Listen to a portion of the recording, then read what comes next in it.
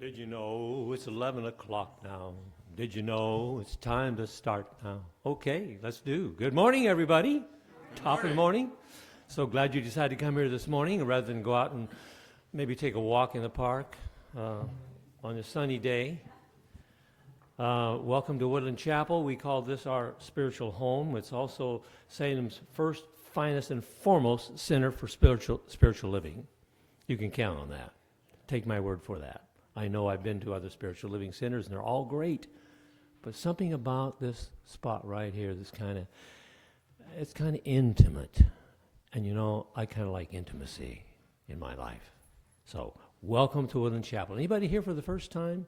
Showing up and saying, hi, I want to check you out. I think I recognize everybody. I see those two people behind you, Reverend Moore. They've been here before. Hi, folks. Yeah, that's good. Well, let's get started with some I guess there's some announcements somewhere. I'll look on the back of the program. There's always something to talk about that we're doing here. Did you know we're going to have Thanksgiving dinner here? Thanksgiving dinner? Yeah. And it's, let's see, it's on Thursday, of course, November 27th, at 2 o'clock to 4:30 p.m. And the chapel is going to provide the turkey. We got that all covered. And the dressing. And if you plan to attend, please sign up in the library right over there, around the corner. And let us know the side dish that you'd like to bring. You know, cranberries. Does that sound good? Yeah. Okay. Sweet potatoes. That's got to come along. Yeah, sweet potatoes. And the stuffing, of course, but we'll have that for you. It's time to get lit up. You know what that means? You know what that stands for? You got that? Well, it stands for Living Intentionally Today. There's a discussion group. We've been going on now for a couple, 3, 4 times. Our meetings all start on the second and fourth Wednesdays of each month. And it's from 7 o'clock to 8:30 p.m. And it says here that they're coming together to talk about the challenges currently haunting you. Yeah, a good way to ease out of that, into that, and through that, okay? Anyhow, that's going to be great. Let's see, what else, because the holiday... Oh, on the holiday, the meeting's going to be on December 10th, so we'll remind you about that. So, you guys, you know, we're going to have a Christmas program, and you don't want to miss it. We are going to hear the reader of readers read a story, a Christmas story, John Eels. He's going to read for you today, and he'll be doing a Christmas story for us. You've got to be here.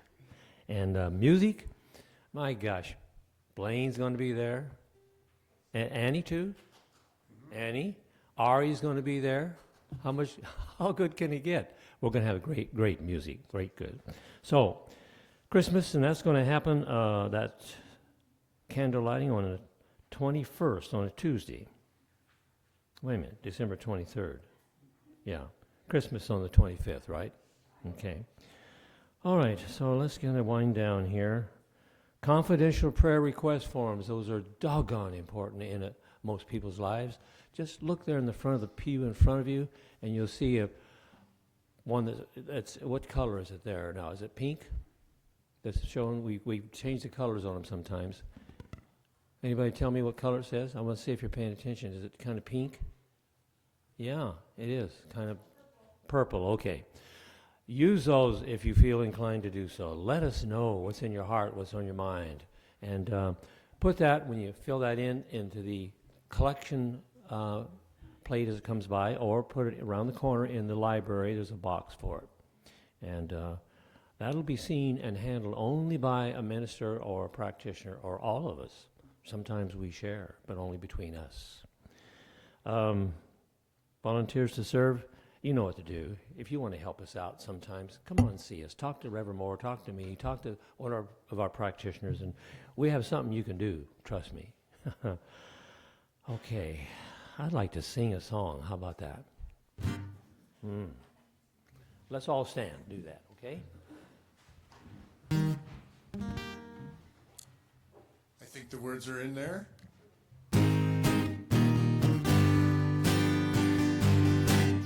I release and I let go. Let that Spirit run my life, and my heart is open wide. Yes, I'm only here for God. No more struggle, no more strife.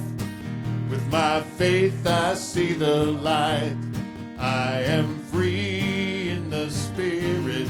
Yes, I'm only here for God. I release and I let go. And let that Spirit run my life. And my heart is open wide. Yes, I'm only here for God. No more struggle, no more strife. With my faith I see the light. I am free in the Spirit. Yes, I'm only here for God. I release and I let go.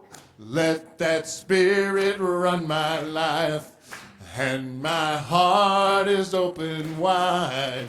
Yes, I'm only here for God. No more struggle, no more strife. With my faith I see the light. I am free in the Spirit. Yes, I'm only here for God. I am free in the Spirit. Yes, I'm only here for God.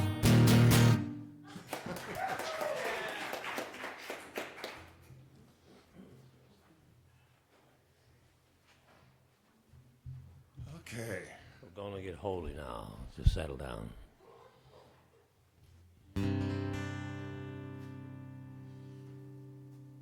So I don't know if the words to this are also in your bulletin or not, but it's really simple. I'm going to sing through it a few times, or you can just put your hand on your heart and just take it in.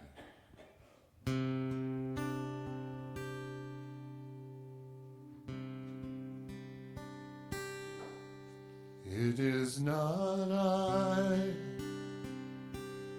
but the Spirit within, who does these things I see before me.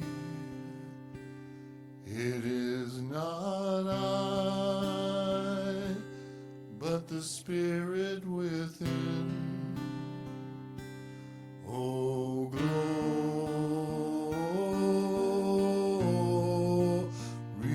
to God. Oh, glory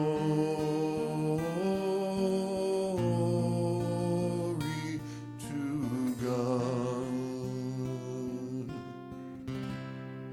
It is not I, but the Spirit within, who does these things I see before me. It is not I, but the Spirit within. Oh, glory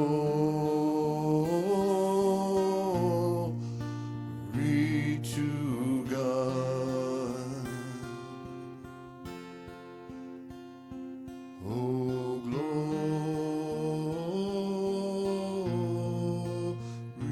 to God.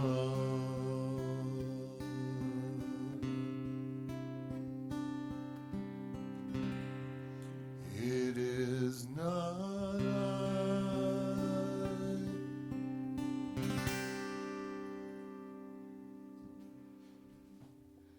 Good morning, friends. So good to see you all this morning. So let us go within to that sacred place. And close your eyes with me if you wish. Knowing there is one mind, one energy, one power, That power is mine now. And what I know to be true for myself, I know to be true for everyone, everywhere. Our hearts and minds are open and receiving the abundance of loving kindness surrounding us by the One at all times. We are filled with joyous warmth. Our souls are lifted in gratitude for all we receive daily from the One. We are open to receive the gifts of fellowship with like minds brought to us this day. With a grateful heart, I release these words to the law. If any of this resonates with you, please say with me, and so it is. So now if you open your program to the highlighted affirmation inside, in blue, please say with me, in my darkest hour, I reach for it, that forgotten moment of heartfelt thankfulness, and remembered it lifts my soul, and so it is. And now our reader.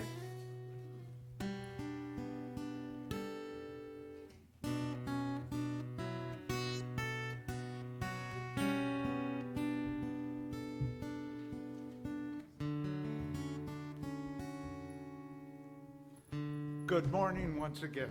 Good morning. Good, thank you.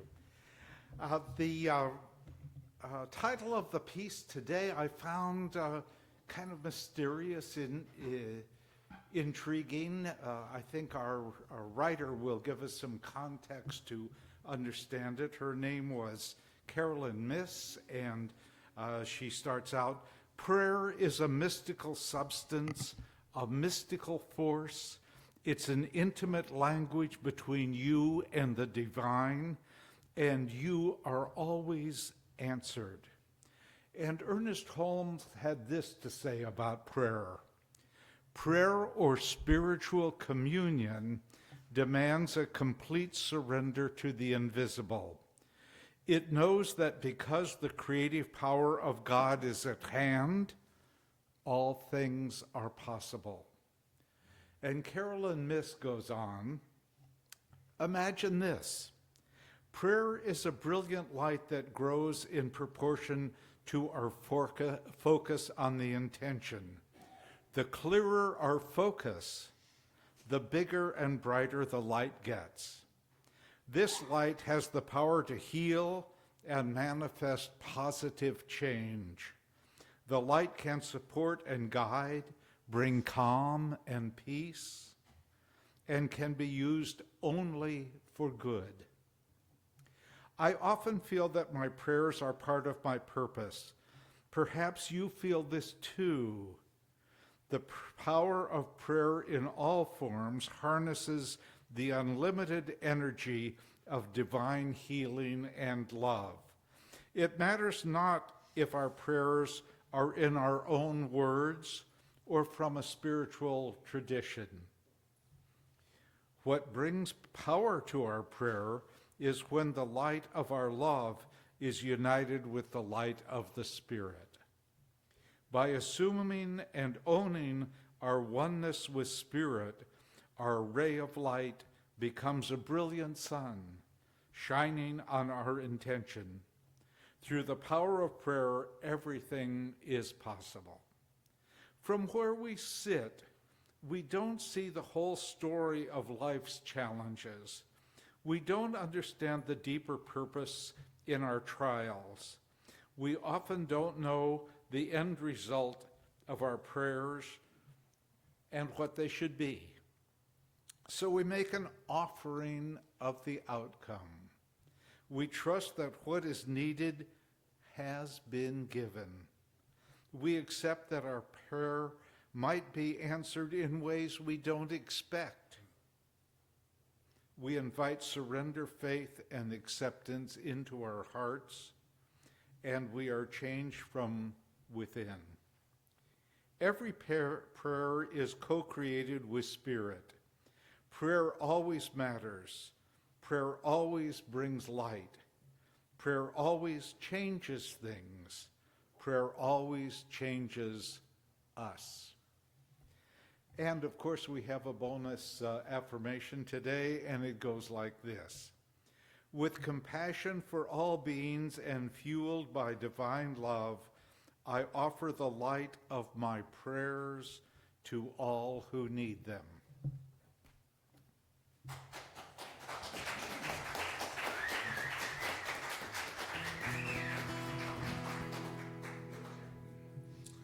Turning our will and life over to the care of God as we understand Him takes a lot of work.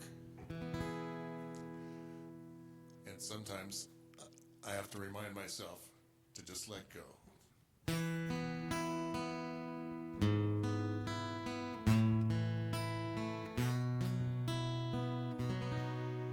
When things go wrong,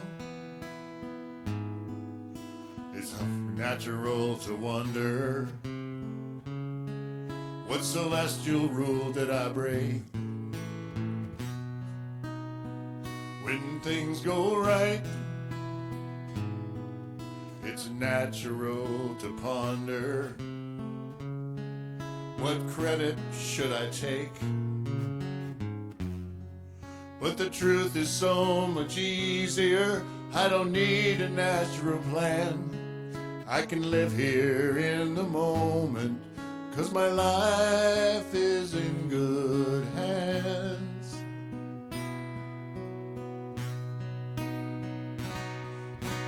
I don't need to know where the wind blows, 'cause God knows. I don't need to know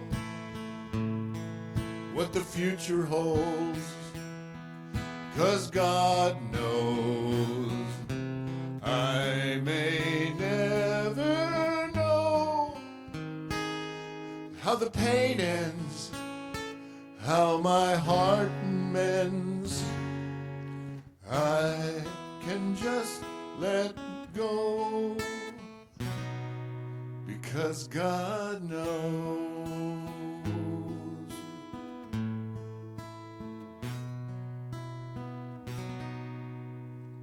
But still I find I'm crying out for answers. I'm still seeking control. And still I find that I'm afraid of taking chances, as if I could damage my soul. At this moment I remember, and it comes so clear to me, that the moment I surrender, I'm as safe as I could be.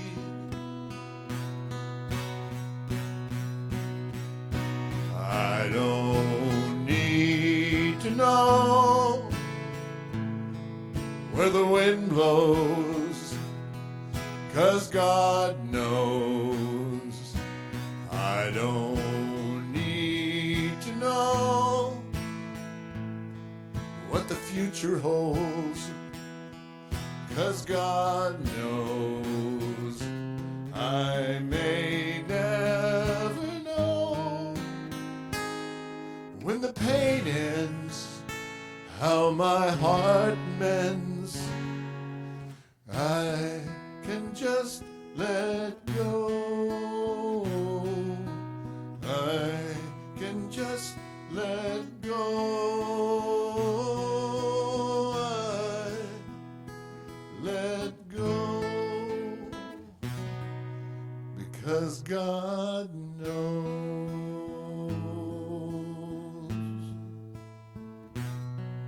God knows.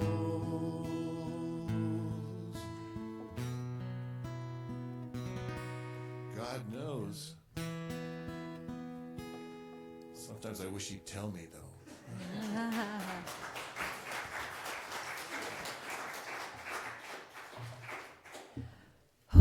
Thank you, Blaine. Thank you so much, and welcome. Good morning, everybody. You know, it was bound to happen. Woodland Chapel has gone to the dogs. So, oh my God, they just steal the show. So, anyway, how are you this morning? Yeah. Splendid. So, I want to, we're talking about gratitude. Let's see, Cheryl Guest is not in this room, but I'm going to mention her anyway. So, gratitude is our theme for November, which is very appropriate. And I just have to express my gratitude for Cheryl, because sometimes getting here, nothing's working, and she kind of makes it work. So, if you see her, tell her thank you for making everything work here. So it was appropriate that we take this topic for November. I mean, gratitude, right, isn't it? I mean, it seemed logical. And, but boy, it is taking us deeper than I imagined that it would. And gratitude is so much more significant than just saying thank you over the turkey at Thanksgiving and being grateful for our food, which of course we should be. But it is a deep, deep subject. And last week, Reverend Don gave a talk, and it was an outstanding talk, you guys. And if you were here, I would say go back and listen to it. If you weren't here, go listen to it. The best place I have found to listen to it is Woodland Chapel Facebook. And the music also turns out very good on Facebook. But he talked about, his talk was just a masterful explanation of the power of gratitude in our life. And he reminded us of the law of attraction. And when we live in that energy of gratitude, it brings more to us of which we are grateful. But it also transforms us. And I think that this whole thing about gratitude is so deep, you guys. It's just so deep. I have come to realize that it's one of our most powerful allies on this journey of life. And I just used to think it was something sweet and something I did. And, you know, I go out in the morning and I do this, and I sit out on a bench looking back at all the maple trees in my yard, and my cats come sit by me, and it's just easy to be grateful. It's easy to be thankful and see the beauty of the world and be part of it. But what do we do about gratitude in bleak times? We all have difficult times in our life. We know that. And as a minister, I have had the privilege over decades of participating in joyful times in people's lives, in weddings and births and all those wonderful times. But I have also done funerals of babies, of members of our congregation, of suicides, of difficult things, of sitting with tremendously challenging health issues, and all kinds of things for people who are on the spiritual path. And it, you know, sometimes it just goes around wonderful, and the spiritual path feels so good. But things happen in our life, don't they? And I'm so glad we have come to a place in Centers for Spiritual Living in New Thought where we can really talk about these. But I'm going to talk about them anyway. So, you know, how religions are interesting, and I've studied religions, I think, all my life, and gone to so many different religions, finding them fascinating and useful and difficult and sometimes even dangerous. And religions have a tendency to tell us what we should do and how we should do it. It's a conformist thing. And it's called high demand religions, where there's a demand that we live to a certain standard. And I know that because I did my perfectionist thing. I really tried hard because there's a way to be perfect to meet the standards of a particular religion. And high-demanded religions might say, you know, in difficult times, well, just move on. It's going to get better. God is here. It may get better, but that's not helpful. And I remember someone saying to me once when I was a teen, are you grateful to Jesus that he died on the cross to save you from your sins? And honestly, that hadn't even crossed my mind. So I evidently wasn't really good in that tradition. But, you know, anyway, it's one way. And then there are the ones where it says God has a plan for your life, so, you know, this is part of the plan, and I find that very confusing. Another method is, well, when I was a Catholic, and more, you probably know this as good as anyone, and maybe you don't get it until you're in a religious community, which I spent some time in a religious community, and suffering was part of it, you know, to join Jesus on the cross. And so if things are really bad, just offer it up so that you can join with Jesus on the cross. So there's lots of ways in the Western tradition, I'm not going to go anywhere else, where this is how we deal with difficult things. And I think, well, in New Thought, I like to tell my friends, we have no rules. You know, we can do what we want. And it's shocking. It's shocking. But it takes some deep understanding, doesn't it? But then we do sometimes, don't we? Like, what's in my consciousness?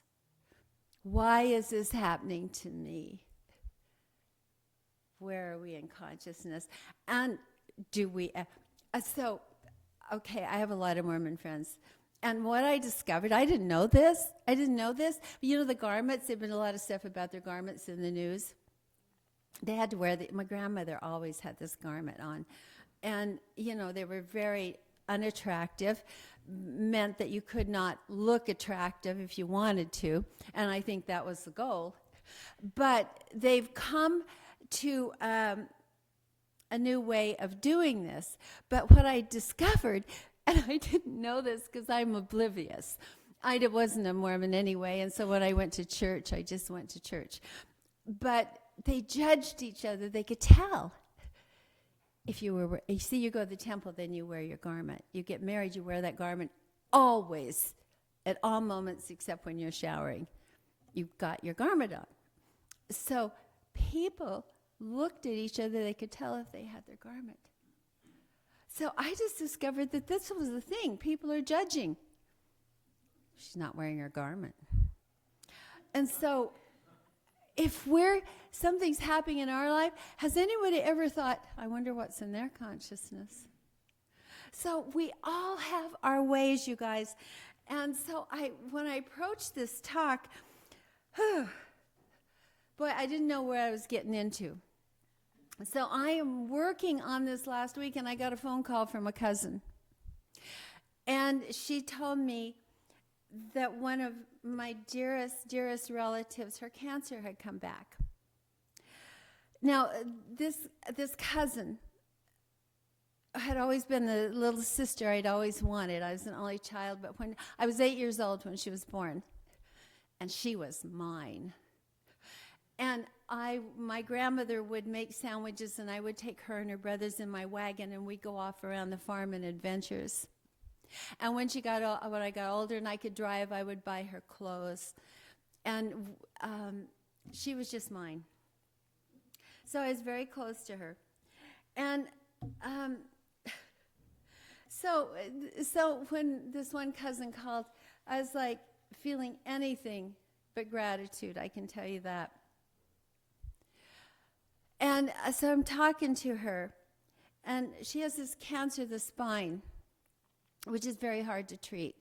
But she'd been in remission, and she had just moved back to the farm and where she grew up, and she was so happy, and I was so happy for her, and I was looking forward to more time to spend with her.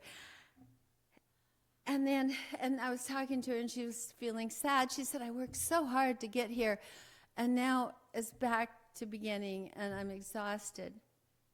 And then she said, but Heavenly Father must have a plan. Now, she's a very good Mormon wife, a very good Mormon mother, an extraordinarily good person. And see, but I know something about her, and she's a bit of a caretaker.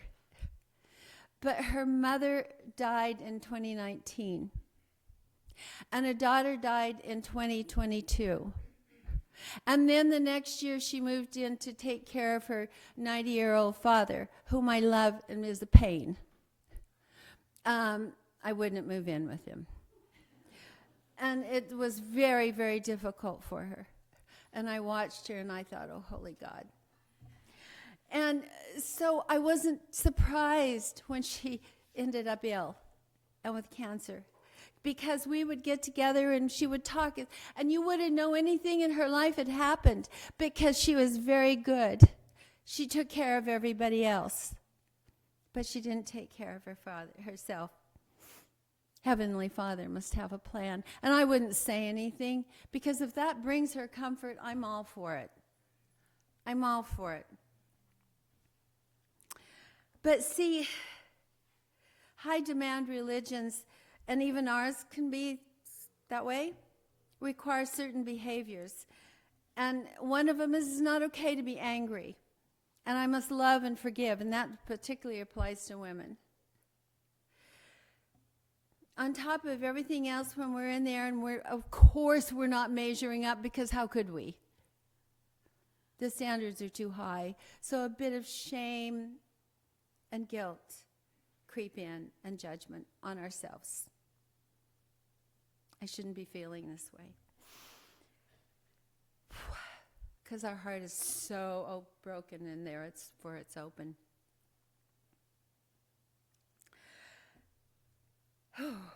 So this was hard for me. So this was hard, and I thought, oh my God, why am I doing this topic? And then I thought, where am I going to go with it? Because I'm like not feeling really great. So I called Annie Cornelli, as in our Annie here that sings Blaine's Annie.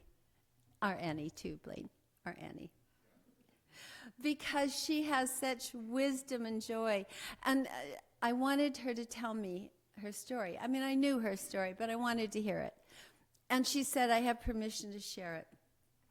So you may know or you may not know that many years ago she gave birth to triplets, and which is really cool. And Brittany Rose was the firstborn of the triplets, and she was also the heaviest, which was good. And after being in NICU for a while, in the neonatal unit for a few weeks, she came home with her siblings. And Brittany and Ryan came home first for 3 weeks, and then about 3 weeks later, the third baby came home. And Annie said for a few weeks, she held Brittany and she nursed her and loved her.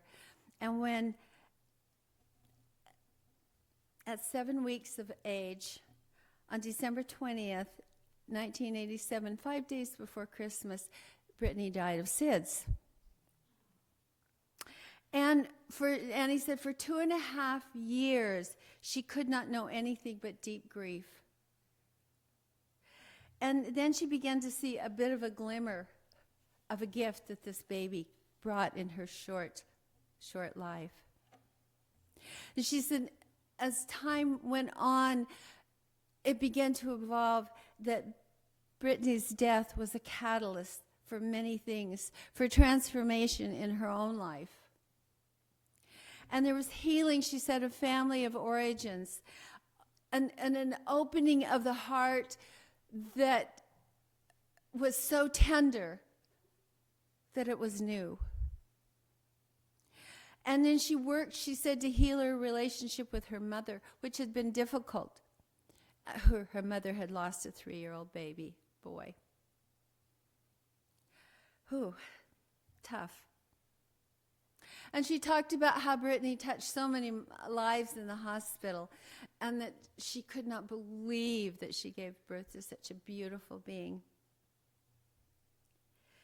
And she said there was gifts on many levels and a different understanding of love. And being able more to honor the grief and loss of another, to be able to see deeply in it. Because I think it's only when we go through something that we can truly begin to understand another person and to be with them in a heart connection. But she said at the beginning there was no room for gratitude. No room for gratitude. Or seeing a gift. The mind was so filled with anger, despair, and grief. And Annie used a term that I thought, wow, this really encapsulates. There's no spiritual bypass. If we're just spiritual enough and do enough things and enough prayers, maybe we don't have to feel this. But there's no spiritual bypass. I thought that was such a wonderful term. So our human feelings have to be honored, you guys, and processed. No thinking I'm not spiritual because I'm angry and I'm filled with grief. And it's not going away. No spiritual bypass. So we've all experienced loss. We've lost someone we love. Maybe we've lost our health. We've lost a job. We've lost the life that we dreamed of. We've all had loss of some kind. This is part of our human connection. And you know what? This is a part of the human connection most of my life I've preferred to avoid. I would love to connect with you downstairs and laughing and joy and all the wonderful ways, and let's get together and let's have some fun, and how about let's study together, let's learn something together, all kinds of things. But I'll tell you what, grief was not one of the places I wanted to go for connection. And I was pretty darn good at avoiding it. Although a lot of it turned to anger. And that's not wrong. So what I am saying to us, because I want us to be light on ourselves, to go deeper and to let go of the judgment and know that this is human and it is part of our human connection. That gratitude in bleak times is probably not the first emotion that's going to come up, right? It may not show itself for a long time, or it may never show itself. But it's imperative that all of our feelings, our rage, our anger, our sadness, our despair, our questioning, our changing of our opinion about God, our cursing of God. Let's just say it out loud. Have you done it? You don't have to admit it. If we don't do this process, it can literally make us sick. Can literally make us sick. And he called this process the dark night of the soul, and that's a term coined by St. John of the Cross centuries ago. And so what the dark night of the soul is, I'm going to read this to you, is a critical stage of spiritual awakening, characterized by deep inner turmoil, loss of meaning, and confrontation with the most hidden aspects of ourselves. It often arises from after painful events or moments of crisis and shakes our internal structures. And it forces us to rethink, not just going along, but to rethink and to go deeper and to rethink meaning. It cracks us open. No, it cracks us open, like, to use a common metaphor, it cracks us open like that seed, that oak seed, that tiny little seed. Oh my God, you guys, think about that. We have this little, and we have squirrels that plant them all over the place. These little seeds. Squirrels can plant them. They're that tiny with their little paws. And then if we let it grow, it's this giant tree. This giant tree, all contained in there. And we can contain that and contain it with all of the methods that we used to contain it. God must have a plan. I don't know. Or we can allow it to crack open, you guys. See, this is a gift in there. And I'm not welcoming that gift in my life anytime. Let me trust you. I think I might stay shallow, locked in that seed, because I don't want to face this stuff. But when it happens, and it will happen to all of us, there's a cracking open. And there is something inside deeper that is going to be revealed, because this is part of the human journey. Does that make sense? So the dark night is the soul. And you know, there's no light switch. But the light comes in on its own time. So that if we pay attention, we get to the other side, if we're willing to go with that. Now we can close down. Something else will come along. Always does.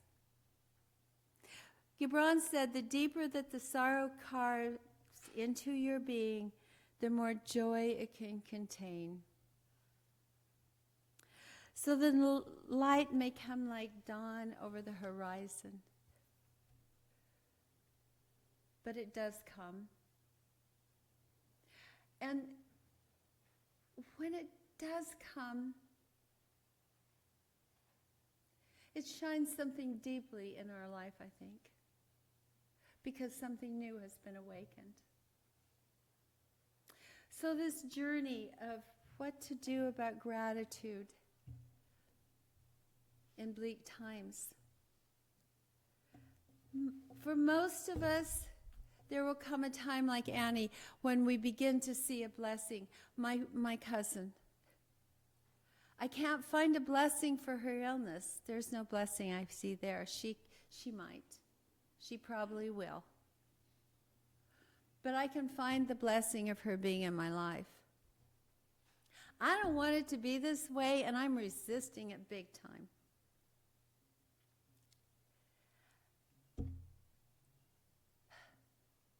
But I can find a gratitude somewhere, and it can be a beginning of opening something else. And I don't know. You see, part of the journey is not knowing. And that's always the toughest part, isn't it? We want to know where we're going, when we're going, and why and how. But part of the journey is not knowing. So I invite you today, that wherever you are today and wherever you will be, to be kind to yourself, allow yourself to feel whatever is coming up for you.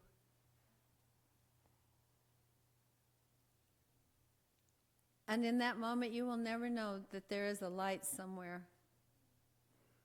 But even in this dark night of the soul, the light does begin to dawn again. Namaste.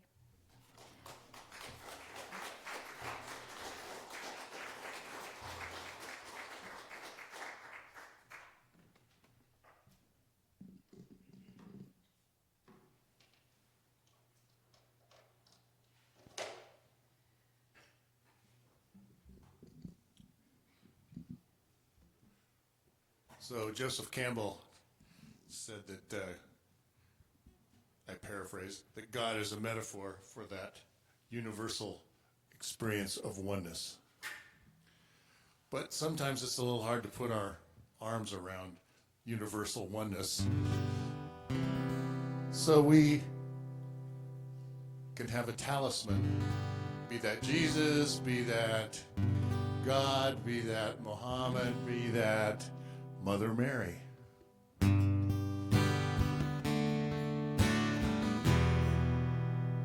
the page.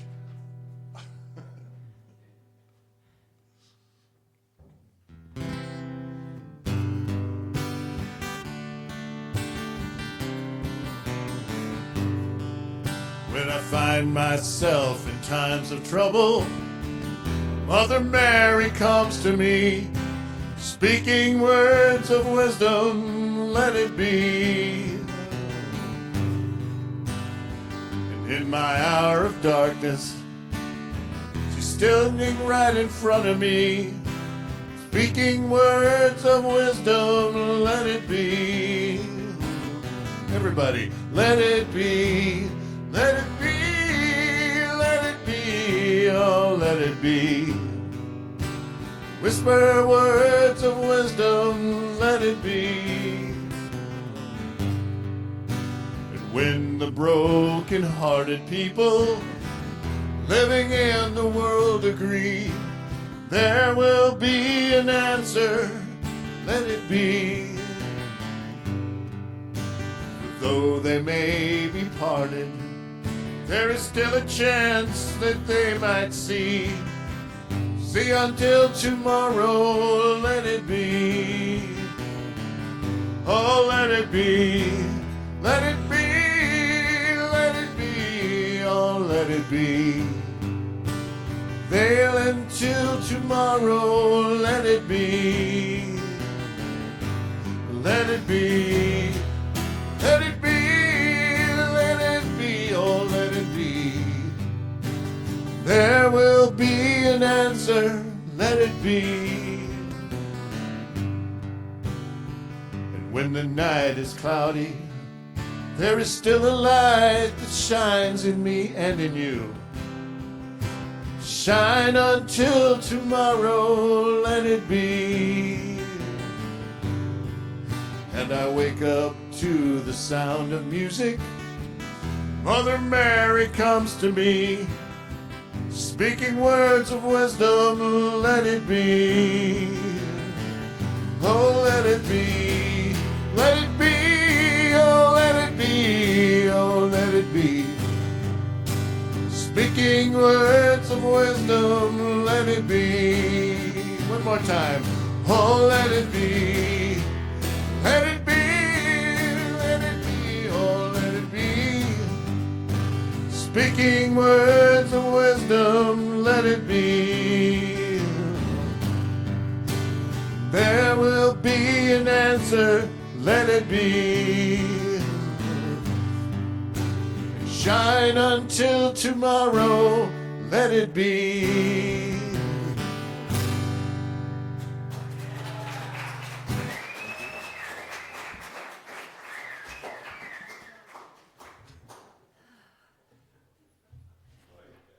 Oh, thank you, Blaine. That could not have been more perfect. Let it be. Just let it be. There is the power and presence in each one of us that knows what to do and how to do it. So this time in our service, let us say our offertory together, recognizing as we say these words the power of her presence that is always within us. Together, divine love moving in and through me blesses and multiplies all that I am, all that I have, all that I give, and all that I receive. Thank you, God.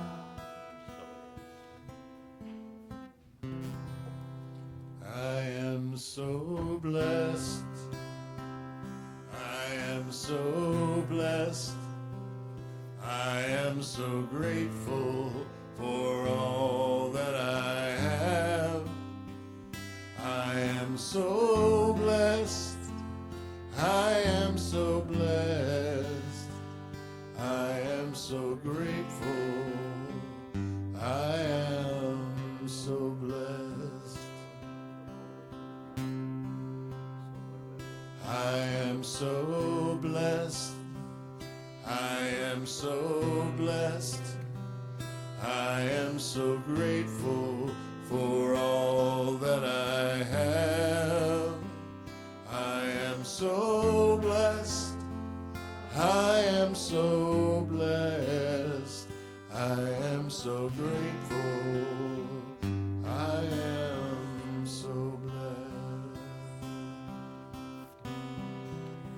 I am so blessed by the bounty of the universe, so blessed by the fullness of life in my heart, so blessed by my willingness to listen and to learn, so blessed by our message today, so blessed by the music today, so blessed by the fellowship today, so blessed by all that is, that I just simply say, and so it is.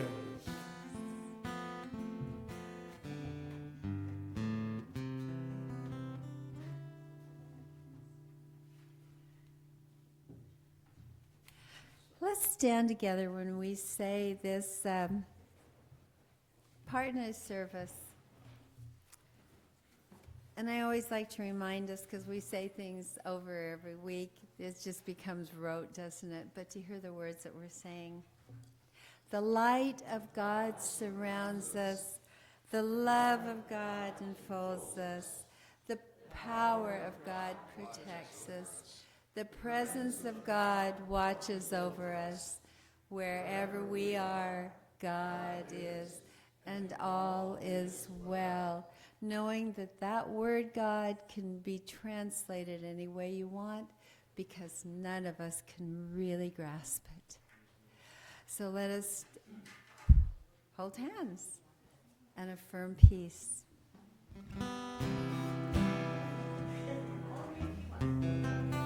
Come on, Bailey, get in here.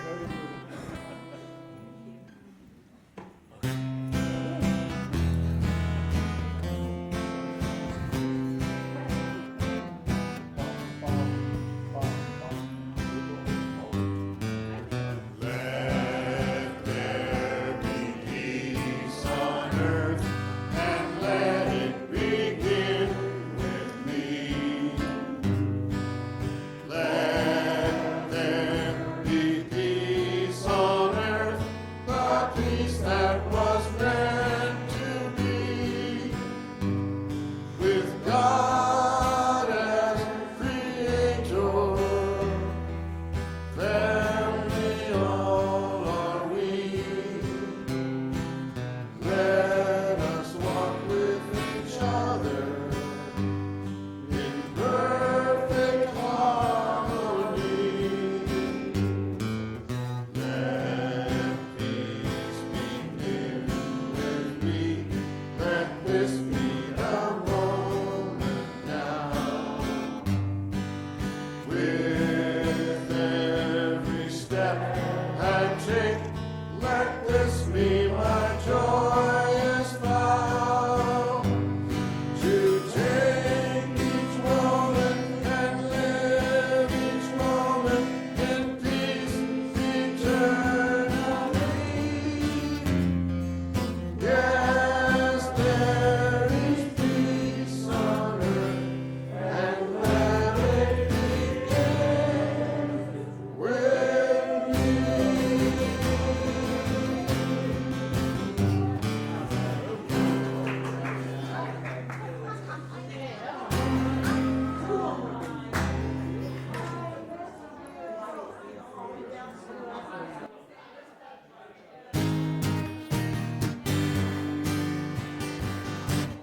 I release, I let go, let that spirit run my life, and my heart is open wide.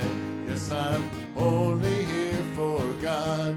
No more struggle, no more strife.